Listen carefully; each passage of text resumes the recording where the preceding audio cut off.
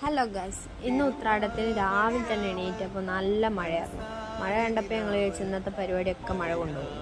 നേരത്തെ എണീറ്റ് കുളിയൊക്കെ കഴിഞ്ഞ് സദ്യയൊക്കെ റെഡിയാക്കി. ഞാൻ സുത്തുമണിയും കൊണ്ട് ഇലയൊക്കെ തുടച്ച് വൃത്തിയാക്കി. പിന്നെ ഉച്ചയ്ക്ക് സദ്യയൊക്കെ കഴിച്ചിട്ട് ഞങ്ങൾക്ക് ഓണപ്പരിപാടിക്ക് പോകാണ്ടായിരുന്നു.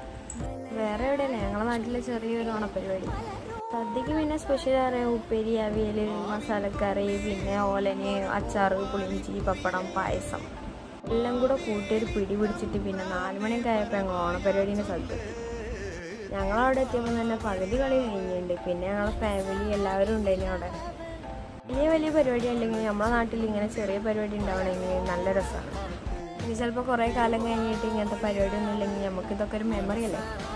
കുഞ്ഞിപ്പെണ്ണ് എന്തായാലും നല്ലോണം ആസ്വദിച്ചിട്ടുണ്ട്. കളിയൊക്കെ കണ്ടിട്ട് പാട്ടൊക്കെ കേട്ടിട്ട് ഡാൻസൊക്കെ കളിക്കാറുണ്ട്. ഫസ്റ്റ് പിന്നെ ഗോളടി മത്സരം വടംവലി ഉണ്ടായിരുന്നു. വടംവലിയുടെ ഫൈനൽ എത്തുന്നതിന് മുന്നേ ഓണത്തല്ലോടുകൂടി ഉത്രാടം അവസാനിച്ചു ഗൈസ്.